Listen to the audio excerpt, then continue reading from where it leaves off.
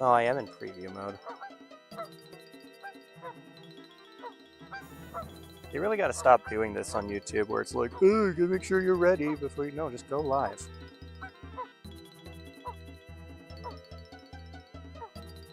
Here we go.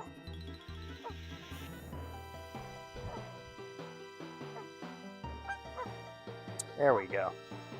Some poor dude has been sitting in my live chat for like a while before I even started the stream. Sorry about that. I ate him. Hopefully he forgives me. Yep.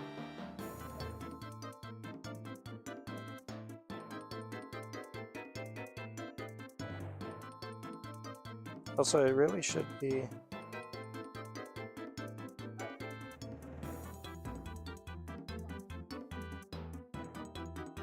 Is this how I swapped the scene? Dude, everything is scuffed right now. I have no idea what's going on. Anyway, chat, how's it going? Oh, okay. YouTube's fine. YouTube chat is connected for the first time like ever. TikTok is connected. All right, we have a double stream for once, and I'm not sacrificing quality on either platform. You'd be surprised how hard that is to pull off. I mean, I am only half an hour late on YouTube. You don't need to know that. Anyway, let's keep the kids out of the frame as much as possible. Where do I want to set the camera up? Probably like here's good. It's a problem with being in a public space. There's always a child somewhere, and I want to try to respect their privacy as much as possible. I suppose here kind of works.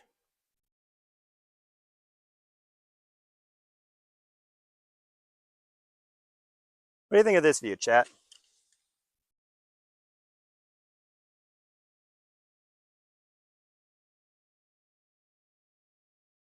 How's this? Here we go. Because I can be over here. Now I can be in frame. Ah, much better.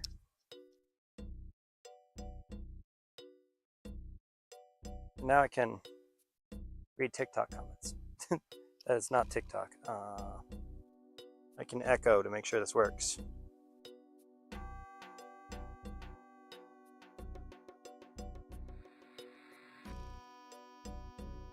It does work. Okay, cool. All right. Bluegill. Oh.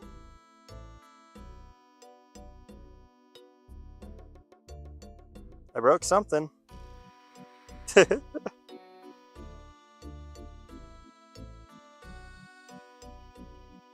How's it going, Dan?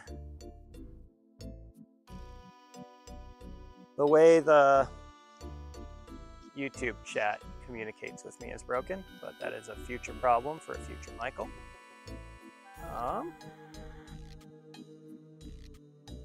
We don't seem to have any interest in the fishing pole yet. It seems to be a pretty slow day overall. It is quite cold, so I feel like a lot of the fish are just going to be taking it easy right now, probably still semi-dormant, probably not really feeding. They stocked Pine Nursery Pond yesterday and somebody pulled a tank out of the pond. I was like teaching one of our special needs members how to fish, and this guy pulls out like a 20-something inch tank. What the fuck? Where did that come from?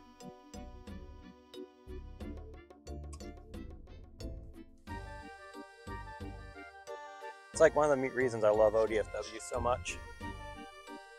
It's like they will take a little puddle, literally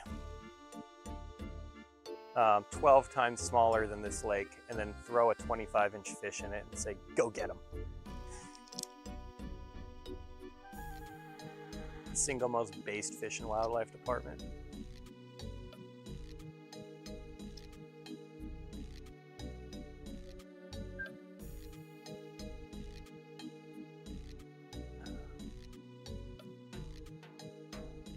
By the way, chat, how is this like new view? With like the overlays. I've been noticing it's really hard to see what's going on when it's in landscape mode. Or like in portrait mode and filling up the screen.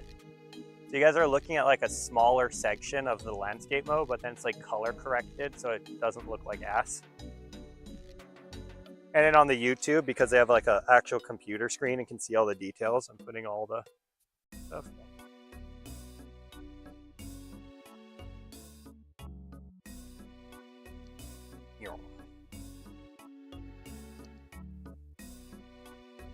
Oh, they have a fish.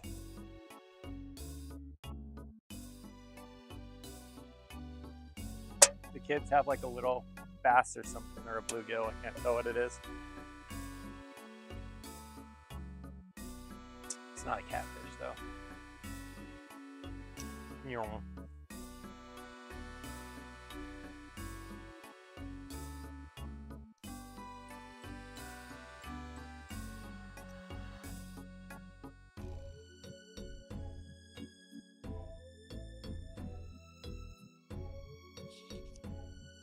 It's kind of funny how often I just break things, by the way, chat.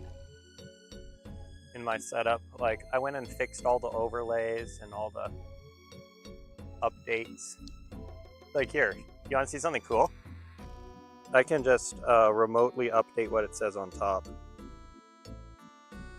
So I can make it say like, sorry about scuffed start. And it'll just update it. I don't have to remote into my computer or change any settings. It's just like a little text command. And that's cool.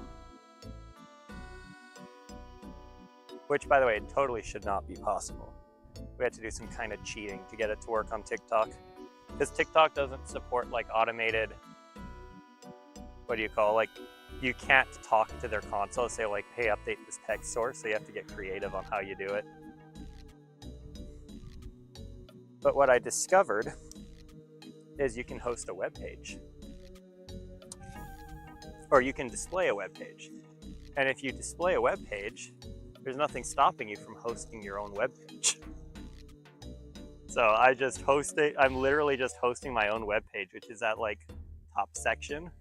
And then just using the built-in TikTok browser to render it. Oh, something got my worm, and I've just been sitting here yapping to you guys with no bait on for the last like 5-10 minutes.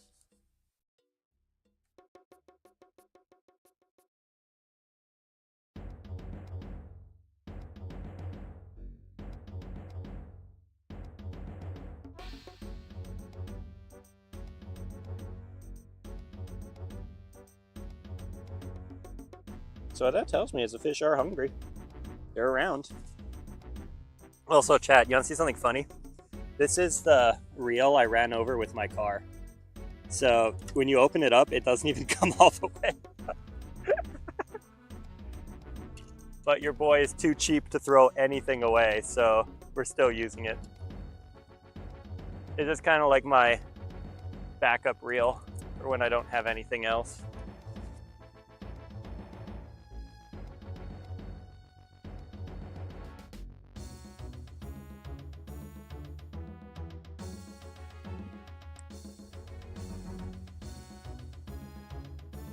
But it does reel in. And if it reels in, it can reel in a fish. And if it can reel in a fish, I can get a fish.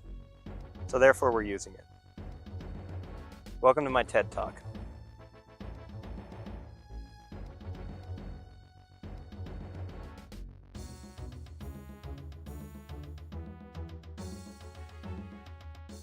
Yep. I should really be looking for another, like a rock or something in this downtime. Yeah, I know.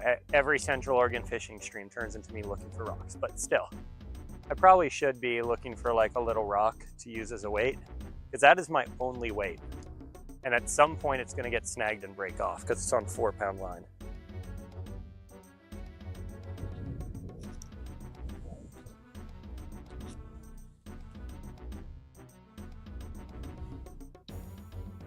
Like this honestly could make a pretty good weight. Look at this, chat. It just has like a notch there. Doesn't have a matching notch on the other side. But it might work. I might be able to like friction it down since it is such a small rock. By the way, Mia, how's it going? I haven't seen you in a stream in a while. Don't know if that's just the algorithm or if you're enjoying life more. But either way, welcome back.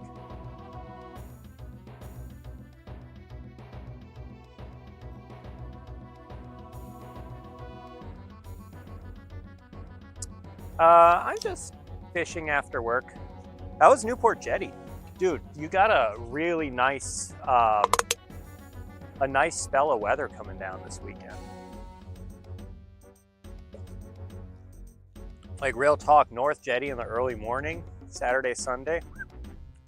I guarantee there's gonna be lingcots there. But unfortunately, I'm back in Central Oregon doing my job, so it is also Brooke's spring break, and usually I only go down to the coast if she's busy.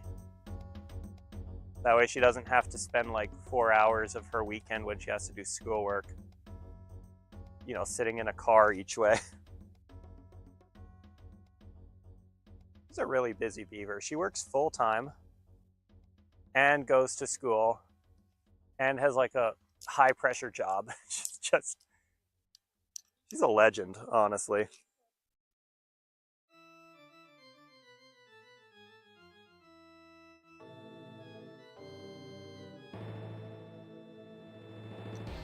Yeah, I was really thinking about heading down to Depot Bay. Like taking Monday off work, going down to Depot Bay, and then taking my boat out.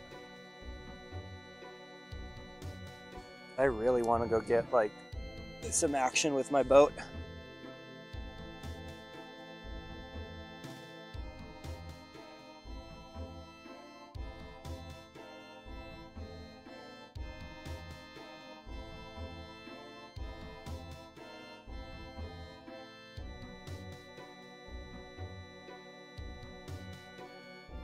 Not yet. How about you guys?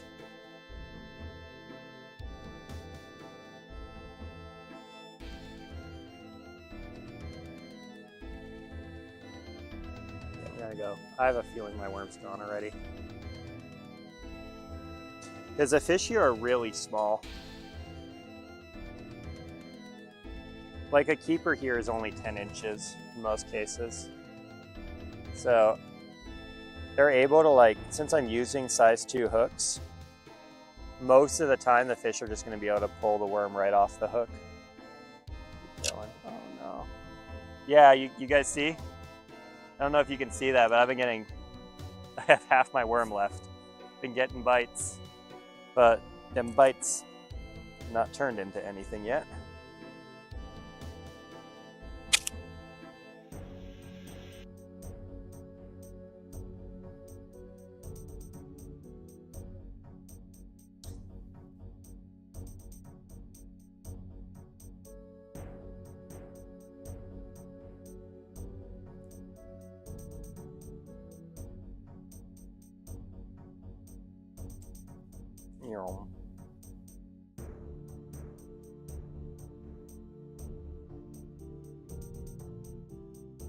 The thing I really need to get a hold of is those, they make these like rake things that you can use to scoop up, what do you call those? Like the mole crabs. They make rakes for mole crabs, and I really need to get one and start bringing it to Newport. Also, guys, if you want a little bit of lore, I can show you something kind of funny. I don't know if you'll be able to see it, so I'm gonna wait for him to get a little bit closer. But there's a little friend we have around here. Back when you used to be allowed to hunt in this pond, there is a coot. And the coot knows that hunters don't shoot it, so it's not afraid of hunters. and it doesn't like ducks because it's a coot. So what it used to do is it used to like lure ducks in towards the hunting blind so we could shoot them. He's like a legend coot. And he's been here for like 4 years, just doing his own thing. He's totally lost. He's not supposed to be here. He's always just a single guy. He never leaves the pond. He's here year round. And it's just really funny because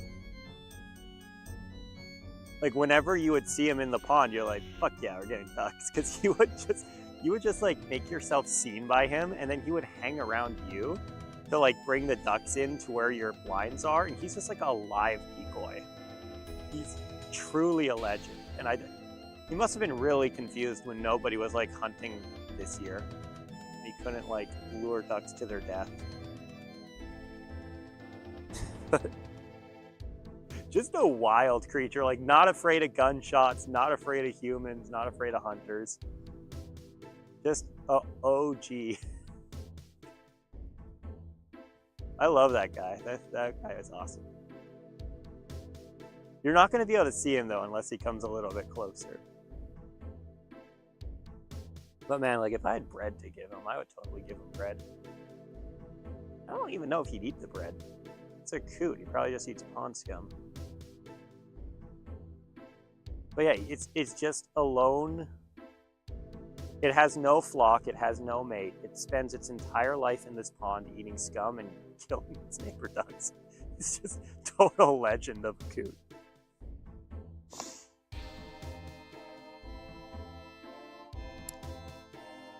I'm gonna go. Maybe I can show them to you.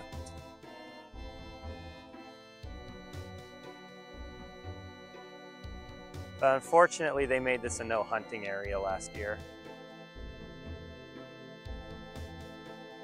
Which I can totally understand. Like as more and more people are coming into Bend, it does get a little sketchy to hunt here. Okay, let's see if you can see him. No, there's no way. So you might be able to see the 3 geese. He's in the middle of the 3 geese, but he likes people because people either scare away or get rid of his competition. So he might show up in a bit and ask for some attention. Very silly creature too.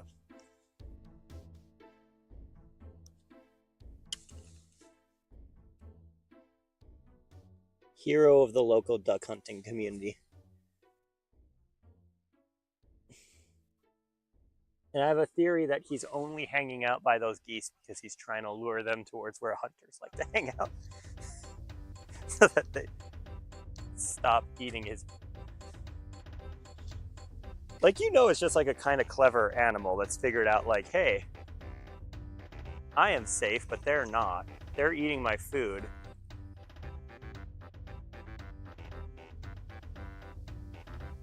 I have no idea if I'm on anything or if I'm just stuck in a metric... No, I'm stuck in a metric ton of weeds. Which probably means I don't have a bait anymore.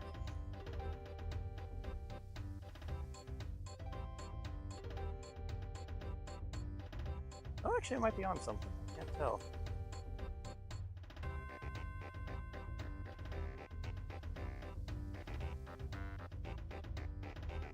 I don't think I'm on anything. Oh, yeah. That's all I'm on. I'm just an absolute pile of weeds. That's what I figured. All right, let's get another bait on.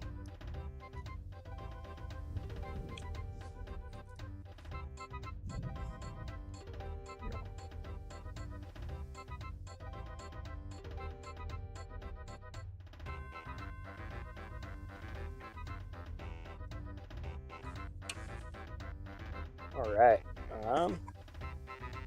I'll respond to chat in a second. I hear you guys giving me notifications. Just give me a second. Got something else to do right now.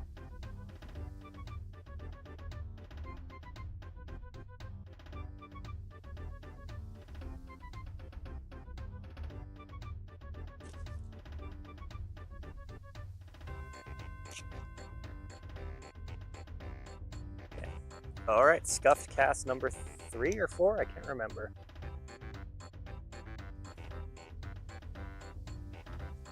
And I do genuinely have to release it super early like that so it doesn't get all messed up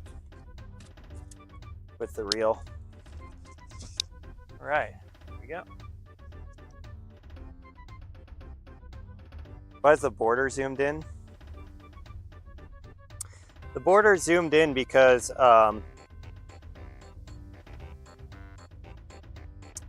sorry if that's dragging on the mic, by the way. Here, let me put this underneath. The border zoomed in because I've been like watching my own streams, and on a phone, it's really hard to see anything. Like, I'm broadcasting in 1080p, but then that 1080p is getting like smushed down and compressed. And, you know, it's a GoPro. It's like a super lens, wide field of view. So when you're watching it on a 5-inch screen, you can't really see much. So what I've done on TikTok is like I've closed everything in, so you're looking at a smaller section of the scene. It's easier to like visualize the details on the phone. I filled in the space with like those overlays so I can communicate to you guys without having to say the same thing. That really frustrates me, by the way, chat, when it's like I'll be in stream and every 3 to 5 minutes somebody asks me the same question. Like, I just want to be able to communicate that to you guys cleanly in the top. And then on YouTube, it's landscape mode with like a proper frame and, you know, a much bigger scene. So that way, you know, people on a computer have like a much bigger visual, like they have a much bigger field of view. So I want to give them a bigger field of view.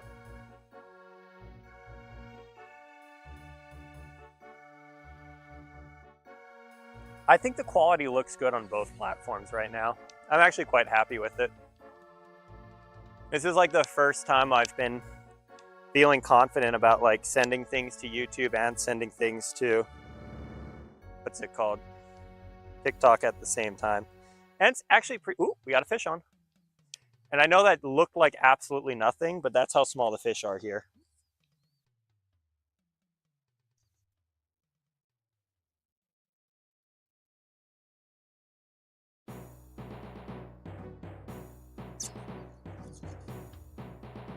Oh, okay. There we go.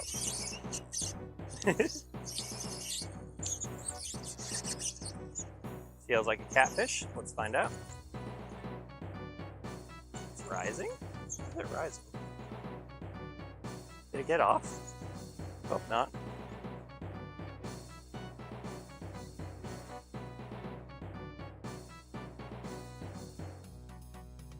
I think it got off.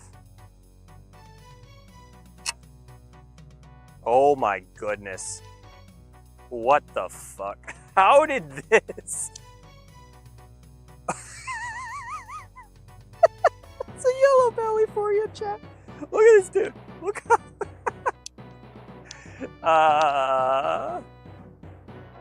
3 out of 34, I believe now. This is a new fish species. It is technically legal. Dude, he's so small. I thought his fin was the hook. I pushed in on his fin. Come on, buddy, open. Dude, I can't get the hook out if you don't open up. There we go.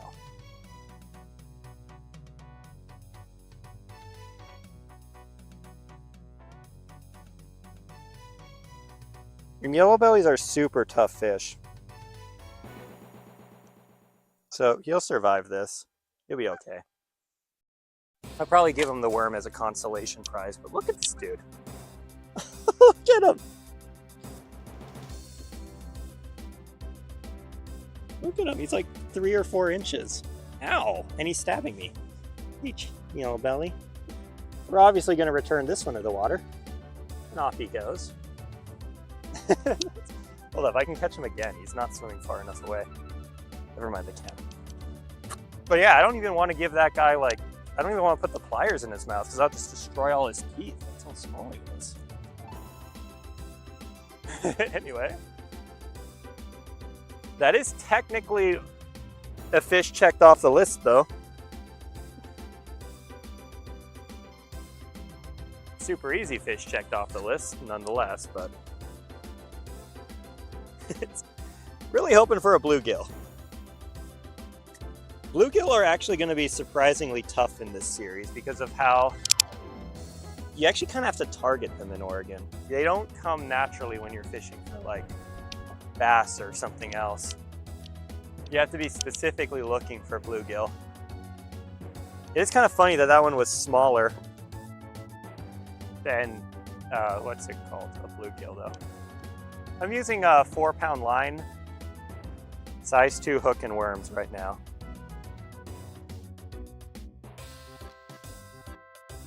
I also don't know where the coot went.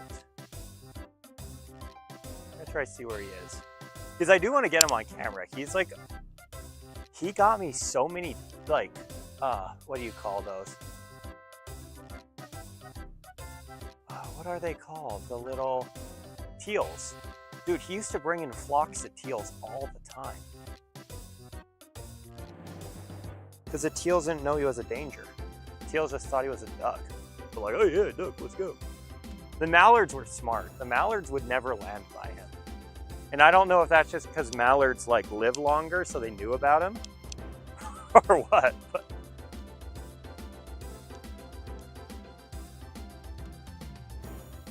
I got a wood duck off him one time. My only wood duck was from that coop, luring in the wood duck.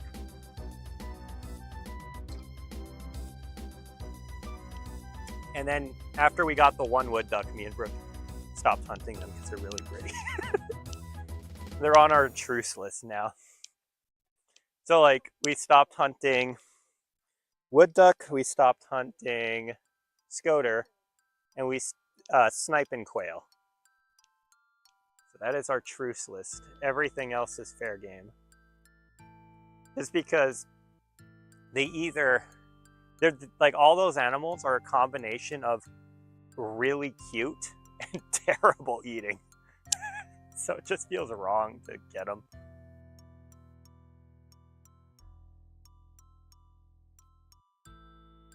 Yeah, so I'm doing like a little challenge where I want to catch all the fish in Oregon, all the legal fish in Oregon on stream, with a couple of exceptions. So the list was originally 37 fish, and it was every fish, like every legal game fish except for sturgeon, sharks. Oh, what was it? Sturgeon, sharks. Oh my goodness. Oh, and pelagic species like tuna. So like tuna and swordfish, essentially. Oh, and halibut. And the rationale behind those 4 is because the kind of equipment I have cannot handle those fish. Like I cannot, in my kayak, go 15 miles out to catch an albacore, and I cannot fight a halibut in my kayak. So I would either need to get a charter, which feels like cheating, or just skip those fish. So I felt like skipping the fish was better. I also don't want to shark fish because it feels mean. Same with sturgeon. Like I grew up in Hawaii where sharks are sacred. So I really don't like messing with sharks. And I kind of see sturgeon as basically little sharks, little goobers. Anyway, long story. And then I realized I have to add, I can't go for flounder, California halibut, or sand dab either. And the reason is I didn't notice this until a few episodes in when I actually went for California halibut. You cannot stream it because they're nocturnal fish.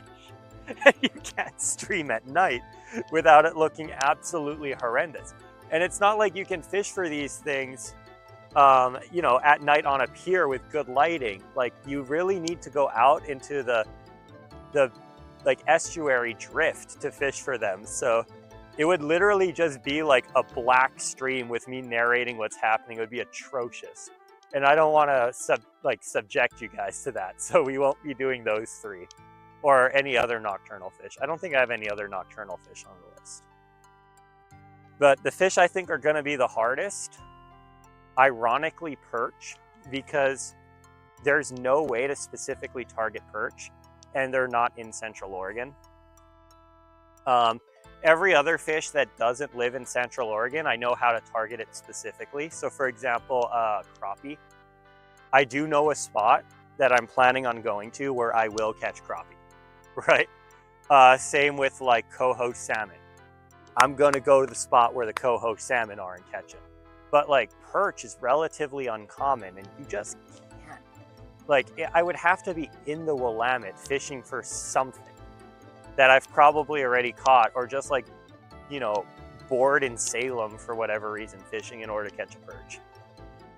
Lingcod, because I'm cursed and I can never catch a lingcod on stream, it's a running joke. They always get off whenever I'm on stream. I've hooked 3 different lingcod on stream. I've never caught one. I've failed 2 lingcod off stream. Just to put those numbers, I have successfully reeled in every lingcod except for 2 when I wasn't streaming, and I've lost 3 in a row on stream. So that's going to be a fun one. Steelhead might be a little tricky. I think steelhead is just going to have to happen naturally, just because I'm going to be doing so much fishing. You might think cutthroat's going to be a challenge, but I'm actually going to a specific spot that has cutthroat for a different video. So I think that one will just happen in May. Be knocked out pretty easily. Can't really think of anything else. Like nothing tricky.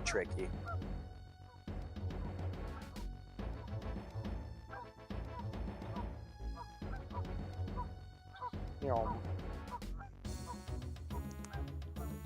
bluegill is actually going to be kind of annoying because, like, so this lake has yellow bellies, which we just got. It's got smallmouth bass, and it's got what's it called? Bluegill. Yellow bellies, I'm going to accidentally catch while channel fishing for brown bullhead. It's like, you know, there's yellow bellies everywhere. They're so small, they just like multiply like crazy, and you can find them kind of anywhere you look with warm water fish. But, and then smallmouth bass, I'm going to catch those all the time. They're just going to be like an accidental catch. Fun fact, in Oregon, largemouth is way harder to find than smallmouth. But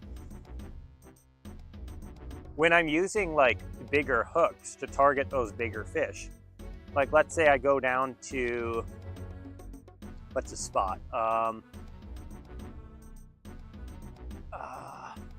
Like Foster Reservoir is a good example. Foster Reservoir has bluegill, but it also has these tank trout. And if I'm fishing at Foster Reservoir, going way out of my way, I'm going to be using a large, like probably between a size 2 and a 1 knot circle hook, because I want those big fish. Bluegill aren't going to get hooked on that. They're just going to take my worm and run. So I have to kind of like accidentally catch them as a byproduct of something else. I think the most likely way I'm going to tick off bluegill is not from a lake like this. I think it's just going to be from like fishing for whitefish or something down by Corvallis. And then since I'm using a small hook anyway, I just happen to get a bluegill along the way. I think that's the only real way I'm going to get bluegill. Even fish like crappie, they're a lot easier to target. Yeah, this view is really crazy. It's like the thing I like most, by the way, about just having an account and fishing a lot.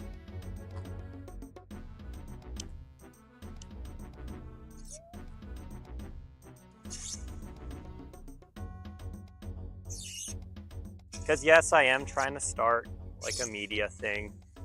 Yes, I am trying to be an entertainer. Yes, I am eventually trying to make money off of this. At the very least, side hustle money. But damn, it gets me out. It gets me having fun. I get to go to beautiful places. I get to see amazing sunsets. Let me guess, no worm. Oh, part of a worm at least. I get to eat good fish that I get for free. That's another big plus that I think gets underrated. Or overlooked, I should say.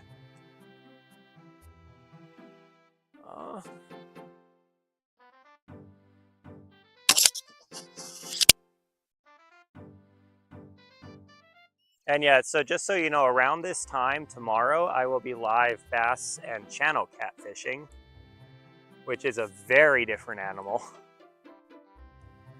Probably going to be unsuccessful, at least with the channel cats. I feel like I'm going to catch a couple bass at the very least. But again, bass are like an easy fish. Channel cats are few and far between. But if I don't get a channel cat, I'll get a channel cat in October. There's a spot where we go hunting, and whenever I'm done hunting, like whenever I'm all exhausted from chasing birds around all day, I set up a pole and I catch like 10 channel cats. It's lots of fun. So I'm not worried about that one at all.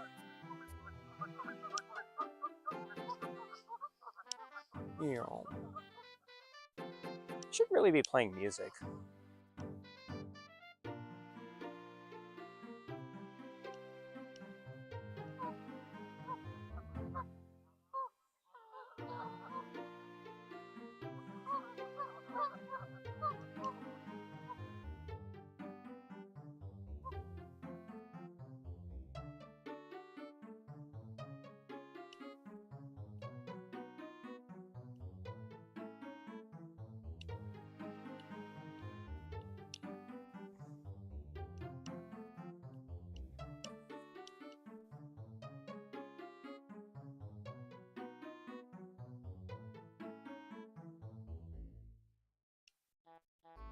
If I don't get a bite in the next couple minutes, I'm actually gonna cast out that way.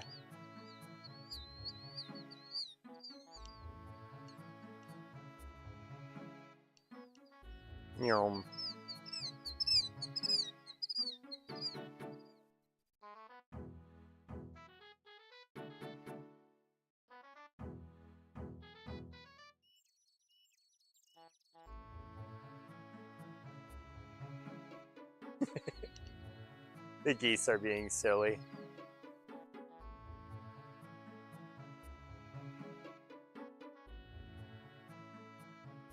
It is kind of fun watching the geese after they've done their breeding. And like, so basically if you guys live in a place that has like goose breeding, there's like a couple months where they become hyper aggressive towards each other. And then after they do their thing and fertilize each other, then they start reforming their flocks. And we're in the process of like, the geese are kind of feeling each other out again. They're seeing who's chill, they're seeing who follows Central Oregon fishing.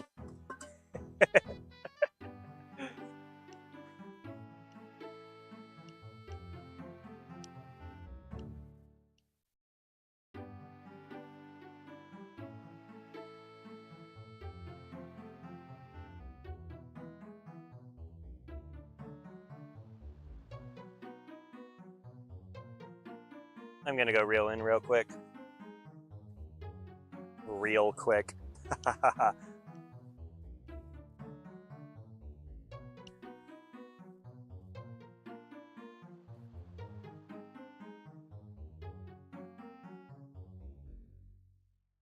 By the way, there's a great story on how I ran this reel over. I was camping at Malheur Lake.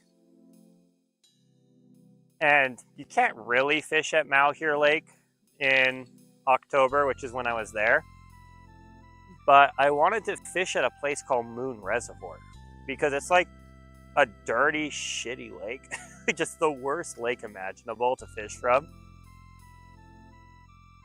And I thought it'd make a great bit.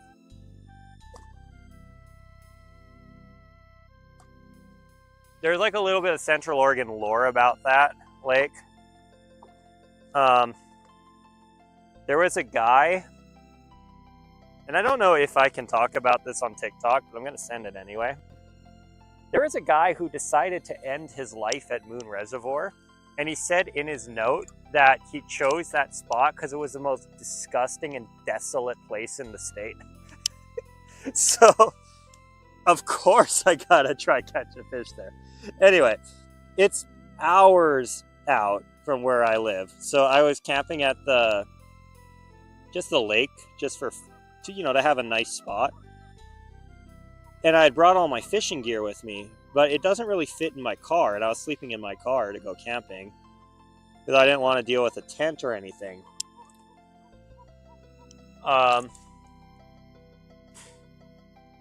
And it was so cold when I woke up in the morning because it was December. I was in a bad mood already.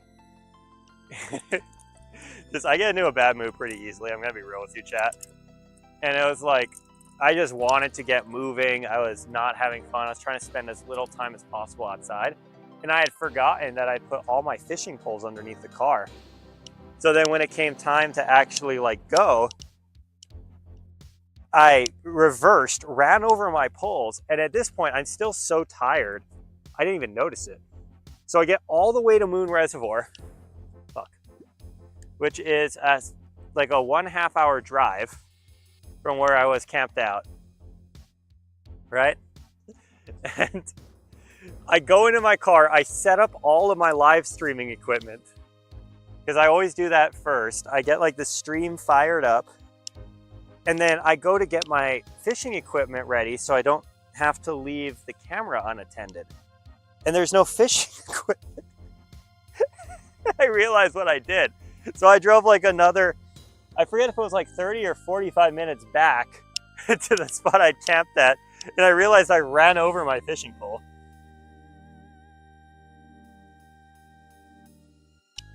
And the fishing pole itself was okay, but you guys can see the reel got destroyed.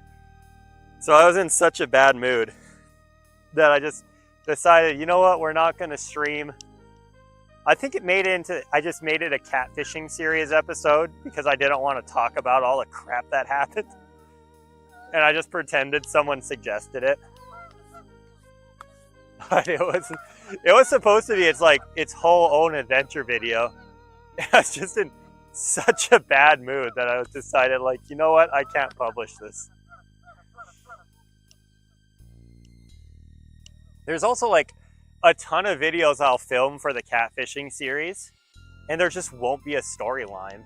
So they only exist in my head and in my memory. I never publish them.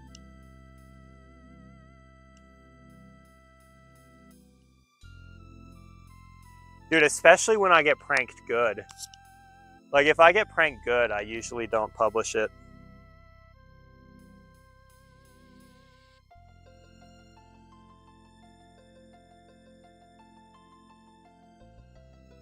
What the hell?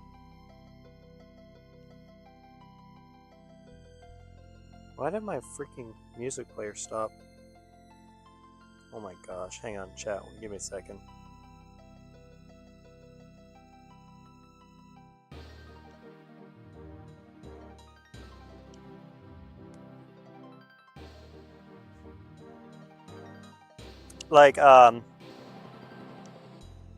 Last weekend when I was down at the coast, I went to this spot that was super dangerous, scary dangerous. So basically there's a mountain called Hamburg Mountain, right? And it's this old volcano that's getting eroded into the sea. So here, the mountain is literally this shape, like this, into the ocean, maybe more like that. But it's just sheer cliffs down into the ocean. The waves are constantly hitting it and knocking the rock loose. It's a super cool area, but it's really dangerous because at any moment a landslide could happen and just wipe you out. There's entire sections of the shore break where there's no mussels, there's no plant life, and that's because a couple months ago, a bunch of rocks fell down the mountain and landed right there. Those are the brand new rocks. They killed everything. So somebody suggests that spot. And I'm like, hell yes, let's go send it. So I end up going down. you know, I'm an experienced mountaineer. I know how to minimize landslide risk. So I'm just kind of like navigating everything. And it's just like 30-foot rock climbing walls that you have to rock climb over with fishing gear. And it's wet. It's not like it's the gym where it's nice solid rocks and you can trust everything, and then below you it's, you know, a pad in case you fall. It's basalt, which is really strong, but in theory it could pop, so you have to test everything. And then on top of that, it's slippery, so like you really can't trust your hands or feet at any time. And you know, if you fall, you don't land in a soft mat, you land on jagged ocean rocks. So I'm like rock climbing up over things, trying to get vantage points. And eventually, because I'm just trying to find a spot I can fish at, and I'm just not finding anything. And eventually I get to this just impasse where it's like, it's only like a 10 to 15 foot wall, but the wall is pure scree and the other wall's overhung with a lip. And if you know anything about rock climbing, you cannot get like past a blank underhang like this.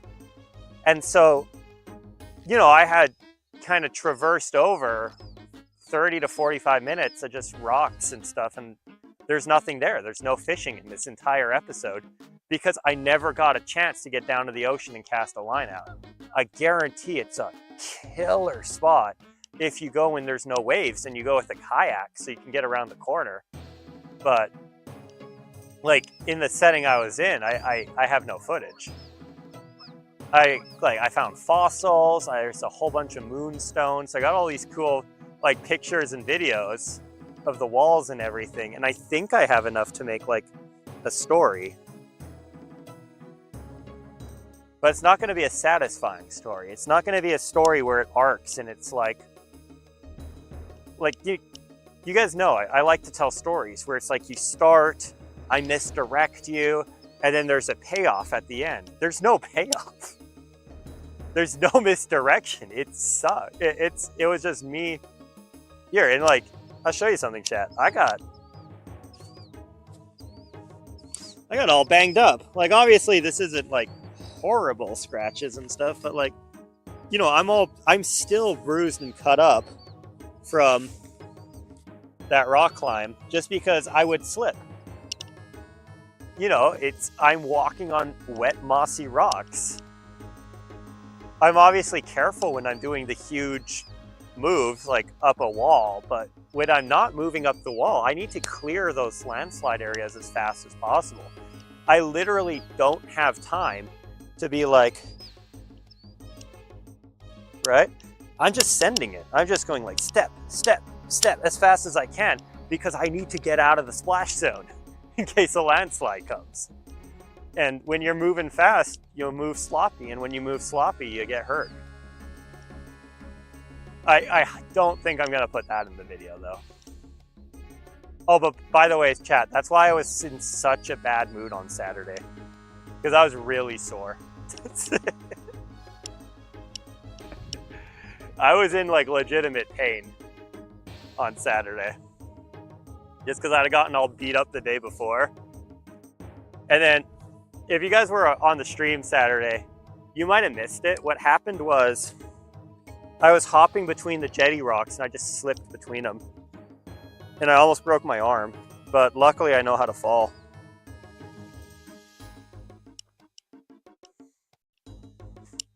Luckily I have like years of experience rock climbing and judo and shit, and I know how to not break my bones when I take unexpected falls.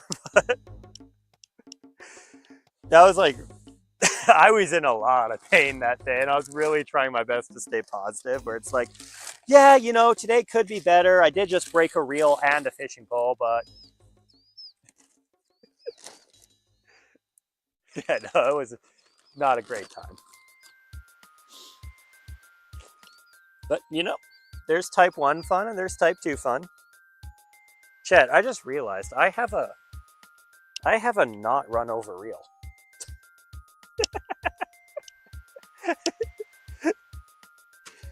I do not have to be dealing with this reel right now. This is all completely optional because I didn't look at my bag good enough.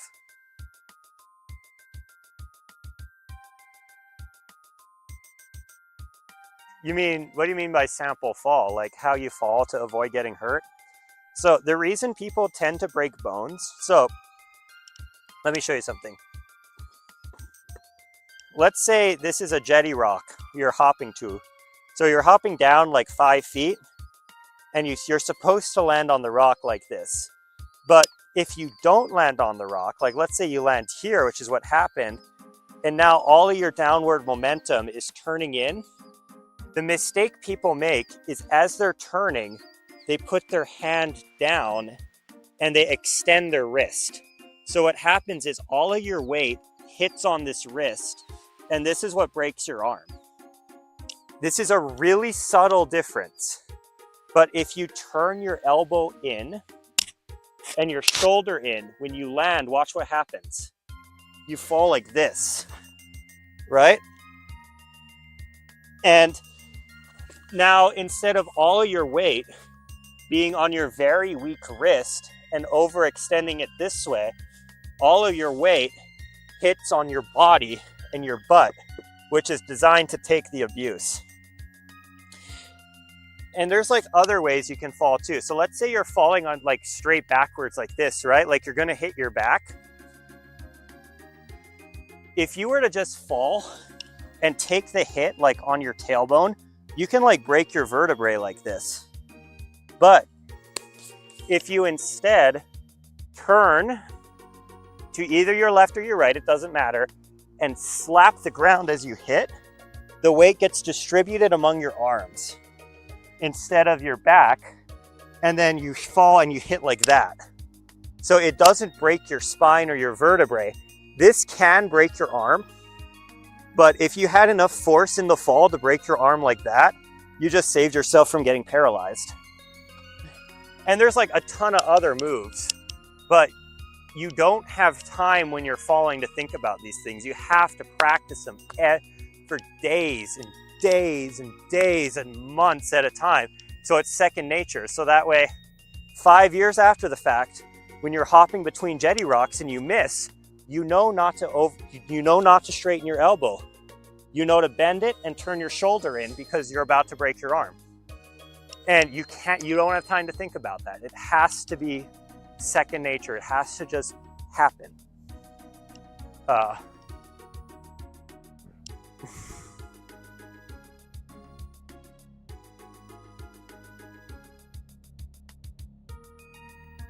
What the fuck happened to my TikTok? Did I not complete a puzzle or some shit?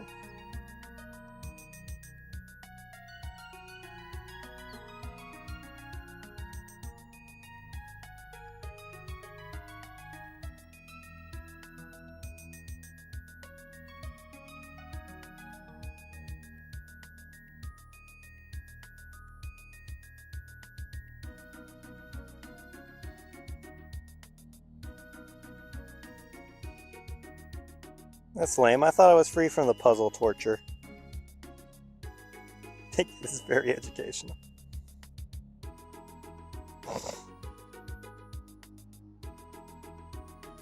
So apparently, you know, I hadn't had to do one of those puzzles in forever. I thought I was free. But for whatever reason, it made me do a puzzle. And I didn't click the puzzle in time. And my live got disconnected. At least on TikTok. Yeah, YouTube's not cringe. YouTube doesn't make me do puzzles. So Adam gets to keep watching because Adam's based and red-pilled. Based and YouTube-pilled. I know the day's pretty much over, but I'm going to put in one more. Now, the sad thing that's not based in YouTube-pilled is every time I play something that is copyrighted music on TikTok, like the Salute the Troops script. The Salute the Troops script obviously has Freebird, which is copyrighted. He doesn't get to see it. He just has to watch silently. he just has to sit there in agony as he waits.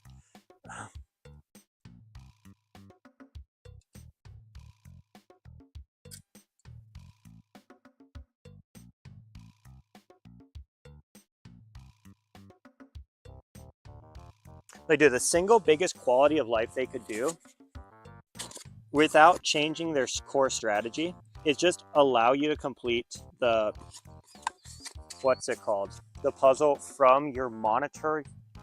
Like, they allow you to monitor your live stream through the app. Just also let me complete the puzzle. That's all I'm asking, TikTok. Stop turning off my stream because I wasn't watching the remote desktop for an unpredictable puzzle piece to show up. If you want me to prove I'm paying attention to the chat, just let me prove it from the thing that lets me see the chat. Absolute cringe lords. Anyway. By the way, unrelated note. I do have somebody who is gonna make an account for me on Instagram again. Because I can't make an account, I'm still banned. But since I never got banned for my content officially, and people steal my content all the time, it might be nice to just have a friend upload for me.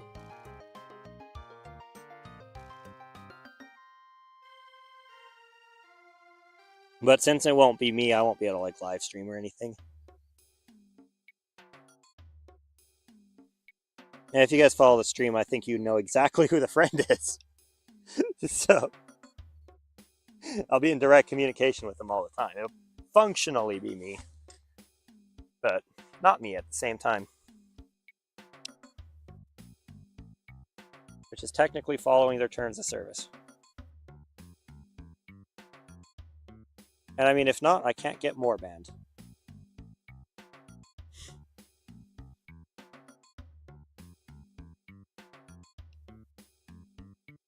I'm also giving them one of my phones, one of my old phones, so that way they can not have it linked to their account at all, just in case TikTok has a problem with it, or Instagram has a problem with it.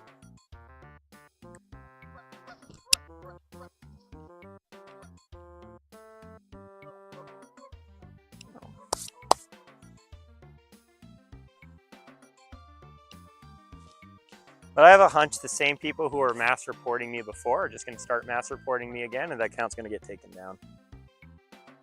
Why what? Why am I booted from Instagram? It's a long story. I had some pretty edgy content on Instagram.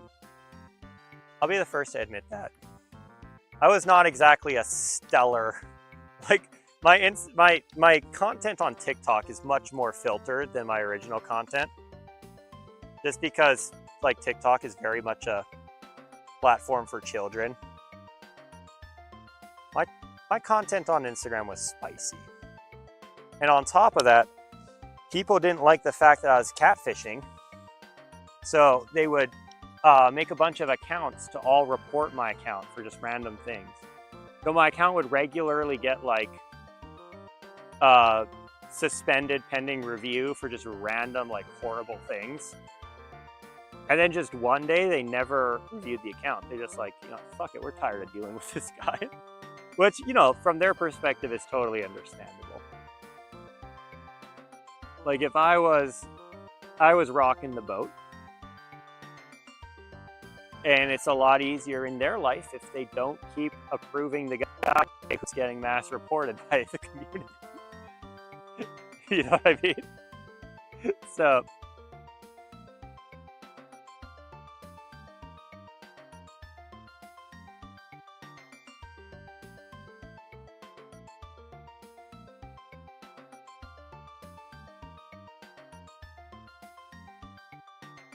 I think my plan for Instagram is I'm just going to release my videos, but then drive people towards the YouTube instead of the TikTok. And if my friend wants to sell out, whatever, just, you know, there's got to be something in it for him, for me sending him the stupid videos and him uploading it. So if you guys see ads on Instagram, it ain't me. I'll tell you that much, it ain't me. If somebody's promoting, what's it called? What's it called? Like Surfshark or something, that ain't me. Don't download a freaking VPN because somebody told you to. Download VPN because your IT department told you to, and they told you which thing that is HIPAA compliant. Dude, the freaking amount of times, oh my god, Chad, I'm gonna fucking vent to you. The amount of times people download extensions on their HIPAA fucking things. I can't even speak, I'm so upset just thinking about it. They'll download like some freaking grammar thing and then use it to write client progress notes. Like, no, you can't fucking do that. They drive me crazy. I got another fish on. Do I have it? Yeah, got him on.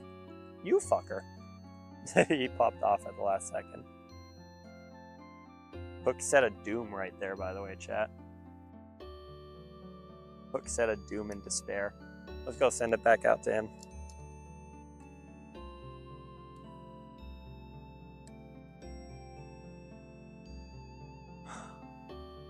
We had somebody receive an email that said, like, test. You have a voicemail or some shit like that. I can't remember the exact language. She clicked it and gave it full access to her account. Like, the amount of people I have to defend against on a freaking regular basis who will just go through an OAuth consent screen and give a random email. This drives me insane. And there's no security measure to prevent that.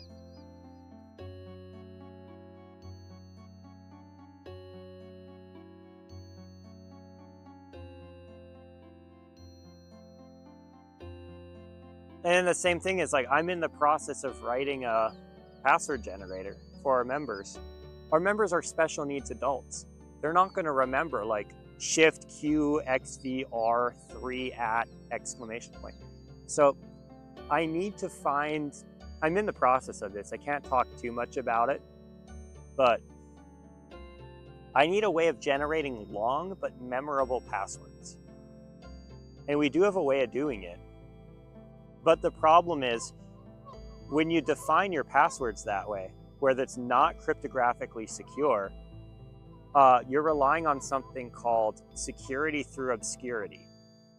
And the reason security through obscurity is dangerous is because if any of your managers get hacked and the obscurity is broken, because a hacker can go and see how you calculate the passwords, they can retroactively go back and hack all of the clients. So since we're relying on obscurity in order to define our password practices, I'm having to go and, like, cryptographically secure the freaking platforms, because I know some dumbass is going to come in there, authorize, like, Chinese spyware on their device because it claims to be some AI that helps them write progress notes faster, and just dumps all of our data, and they can't have access to client passwords if they get that. So there needs to be a barrier between, like a cryptographically secure barrier between the actual users and the thing that generates their non-cryptographically secure. It's fucking mess, dude. It's a mess. And I don't trust anybody. I am like the king of zero trust systems. Like, if I'm putting forth a system, I can't break it. If I can think about how to break it, somebody much smarter than me already knows how. So it's like, it's a really hard puzzle, chat. And it's been like, my entire day today was just like spent reading like best practices for this type of environment, and what you can do and what you can't do, and what people have tried that has backfired, and what people have tried that is successful. And it's like, it's hard. And then you go present like whatever to the team, and the team's like, oh, can you make a spreadsheet with all the passwords you generate? No, because I don't trust you. I don't trust me. You know, if I install, like, did you guys hear about, there's a security tool in Linux recently where the security tool had an exploit where if you downloaded this tool that's designed to prevent unauthorized running of programs, it would like shut the program down. It had an exploit. So like I can't trust my own software. Like I can trust the owners of the software to a certain extent. At some point you have to trust someone. But like I can't trust them to ensure that their thing is totally locked down. There was a 0-day in Mozilla Firefox recently. Like, there's crazy things happening in IT now that AI is involved.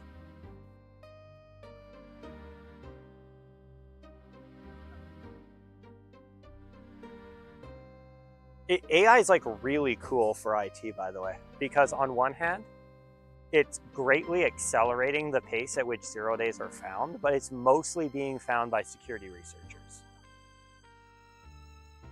So there's, like, for example, the Mozilla 0-day was found by Claude.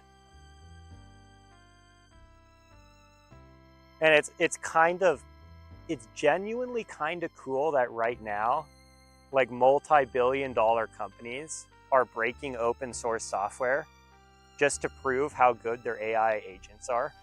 Because that's why they're doing it, that's the incentive. But it's no longer like government actors doing it because they want to steal your data or they want to, you know, ransomware a hospital or something. It's like, or they want to take down the electrical grid. It's, you know, it's like, hey, we got the best AI tool. Here's a proof. Mozilla's cooked. It's just like they found something that this, you know, allegedly the United States government and the Russia government didn't find. I say allegedly because, you know, there's a good chance they found it. They just never reported it.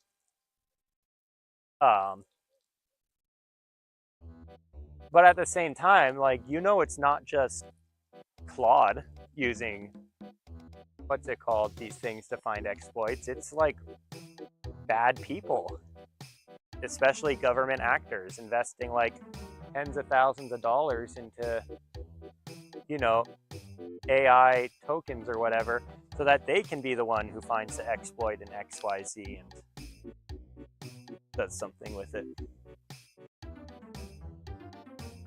Like the exploit that I'm talking about with the security tool is crazy deep. So basically what they do is, so on Linux devices, you have something called root, which is your admin user, right? So if something is protected by root, a user cannot edit it. And that's how you create security. Now, the thing is, if all of your code, like your core code, is protected under this root kernel, or like this root user, you can never update your computer because a user could never talk to the code. So what they did is they created something called sudo. And sudo is a program that checks permissions first and then allows a user to execute as root.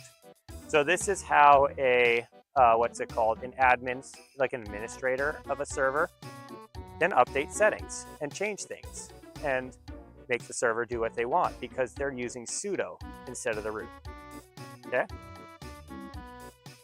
Now, what the software tool does is it prevents unauthorized access to sudo, or like essentially any privilege means like running as root process, right? So what it does is it checks, hey, is this person or is this program authorized to write as an administrator? And if the answer is no, it shuts it down. Now, obviously, if you're doing this and you're allowing things to write as sudo, you need to be an administrator. You following so far, chat? So this program is obviously having administrator privileges. By the way, I'm getting some nice bites. And at the same time, the program needs to have read and write access for every single user, because you can't check if somebody has root privileges unless you let them tell you what to check, right?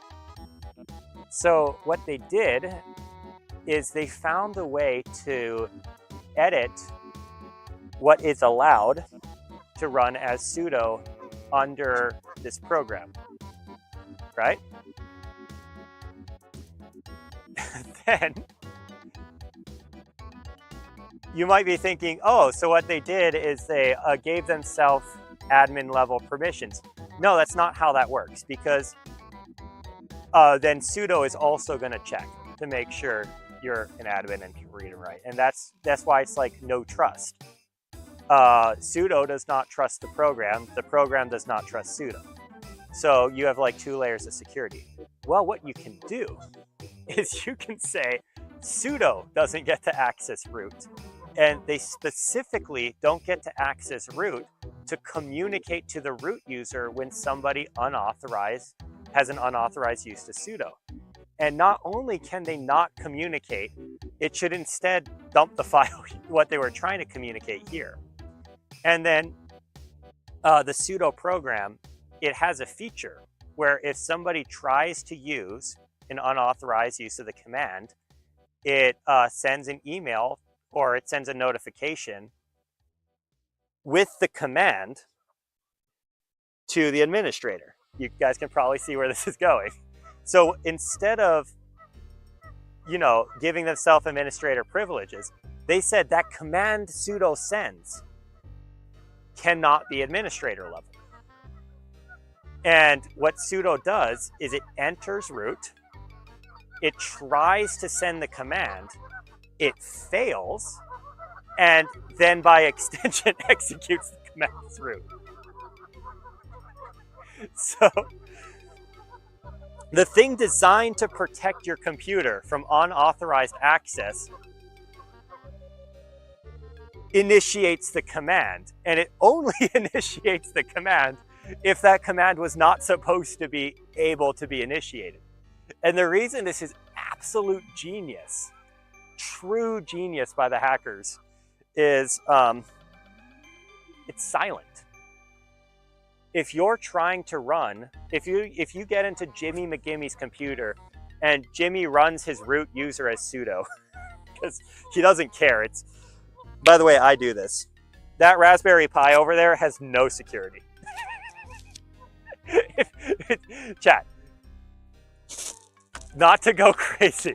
If you can guess what my IP address is, and you send data to the open port, and you can guess what the port is, my Raspberry Pi will happily accept and run it. It has no security. Well, that's just because it's a video processing pod. It doesn't have my credentials. It doesn't have passwords. It doesn't have any API keys. It is a dumb machine that takes GoPro footage and turns it into something useful, right? But so like my computer would never experience anything wrong when I'm trying to run my commands, because anytime I'm trying to run something as sudo, it works normally. But then when the hacker wants to put in their payload, because remember, they already have access to the program, that's how they got the thing in, they can run that program at a later time whenever they feel is appropriate or most valuable to them, and it will, regardless of where it was installed, bypass all security all at once. So nothing will happen when it's used properly, and it will only do the bad behavior when it's used by the hackers incorrectly. And that is a crazy exploit.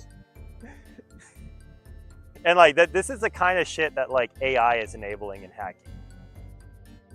But kind of the fun part is like, again, a lot of these are just like security researchers proving that AI is helpful because they want to sell AI tools. And this is how they prove that they know what they're doing. I can't imagine the kind of crap that people are finding under the table. Like, I will say, it's probably a bad time to be a high-power politician. Because there ain't no way your phones are safe right now. Or, like, it's a bad time to be a whistleblower in a second world country.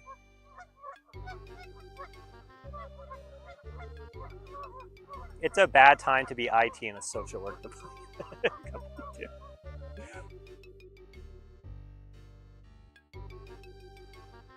Well, the geese are rendezvousing.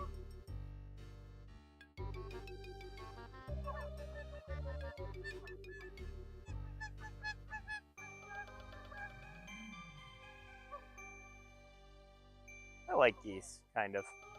I like geese and I don't like geese at the same time. Like, they're so mean. Not just to me, but to each other. But at the same time, they're very silly.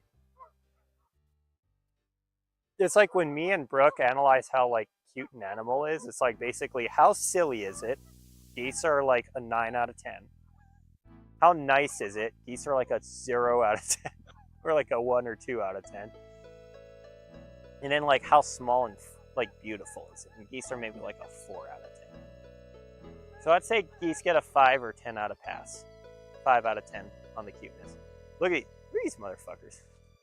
Look at them go. Oh, one broke off. One's committed. There go the other two. Silly little creatures. How's it going, Tiger? I'm going to be wrapping up soon, just so you know. I am still getting bites, but let's be honest. What's biting is definitely a bullhead. So we're not going to get a new fish out of this. Specifically a yellow belly.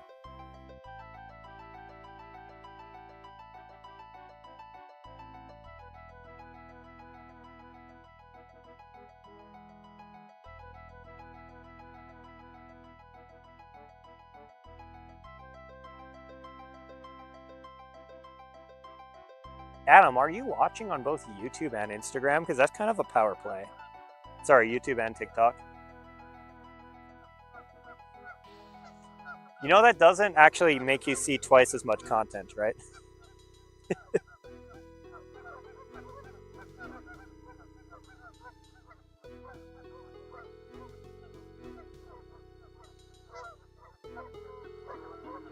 Oh, they're fighting. They're fighting. See, remember what I said about geese being like a 1 or 2 on the nice scale? This is exactly what I'm talking about.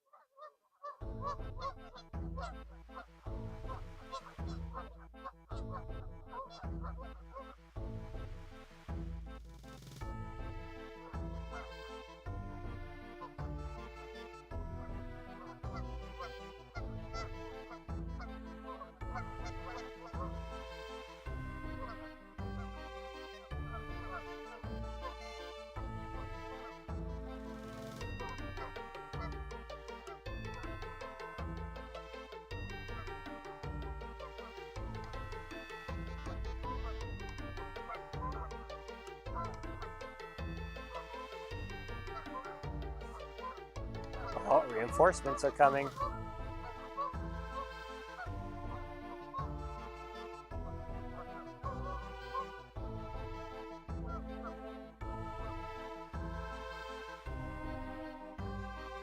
I'm still getting bites on this pole, but I can tell it's something small because it's not taking the thing. Adam, do you like the TikTok or the YouTube layout better?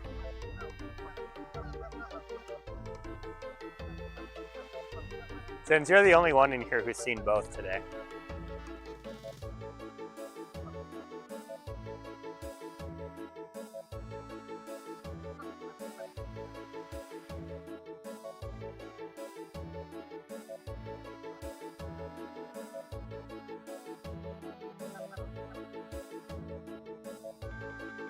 Yum.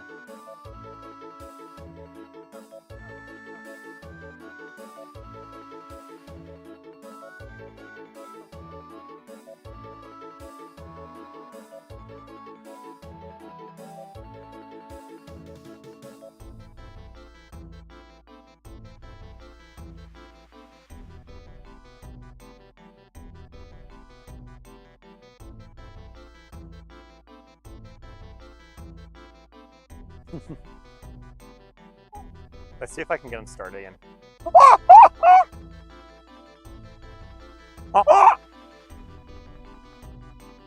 Okay, that shut him up. I didn't get him going at all. I don't exactly have a good goose call when I don't have a...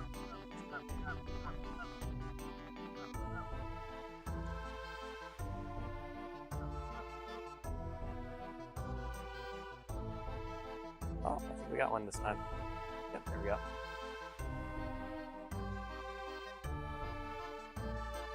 Let's see what this is. Seems bigger. Is it off? It's off. Damn it! I wonder if it was ever... Oh yeah, it was on. Okay. Go put another worm on since the fish are biting now.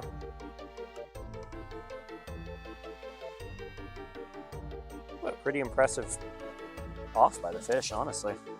That's a decent sized one. Probably not his first rodeo around here.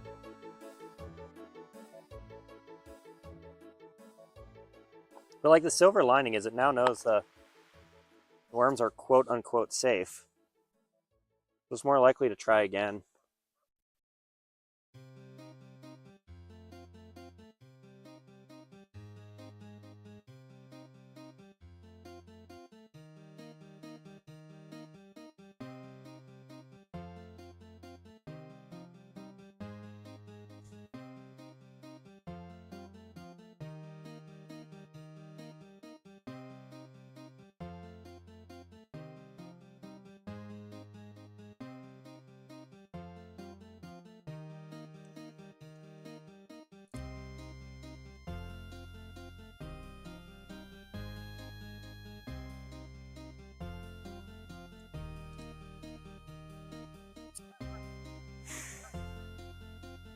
I'm gonna assume the video quality gets horrendous soon, so I'm probably gonna have to stop.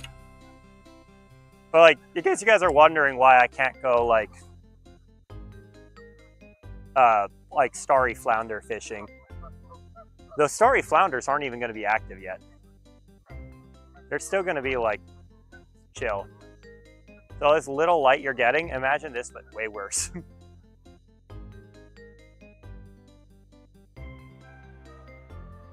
Nice.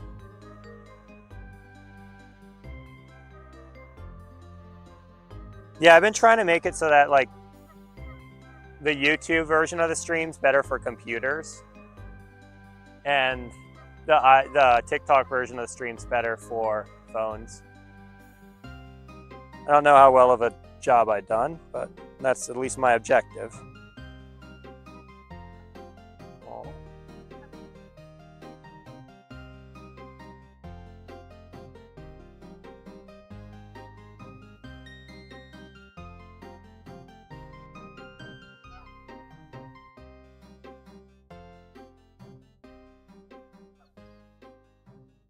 Getting bites again.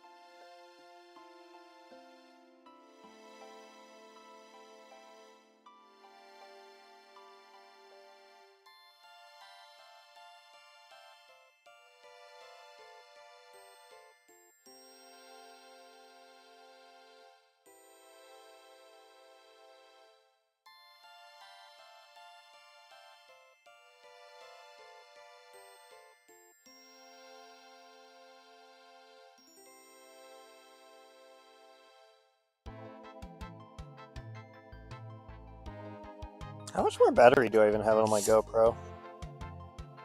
10%. Oh, I'm glad I checked. Hi!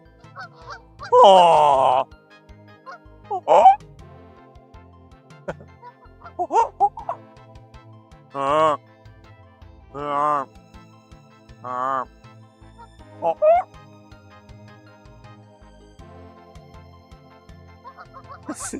These geese are so silly.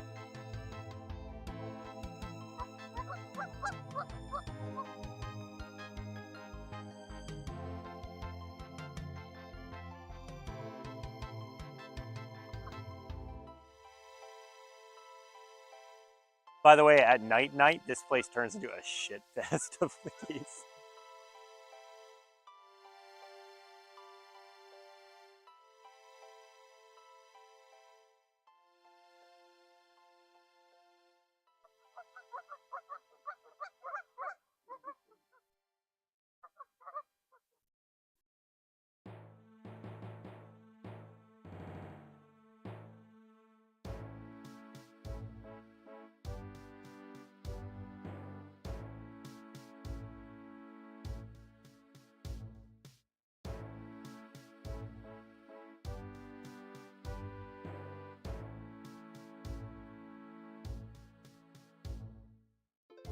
What do you think, chat? Do we call it a night here?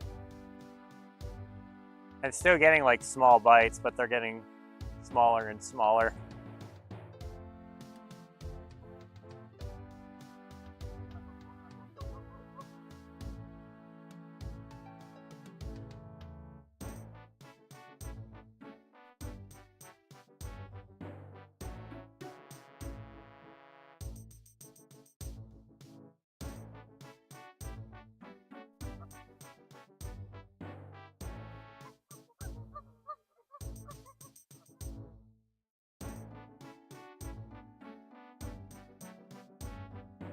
I'm just gonna wait for my song to finish and then I'll probably call it a day.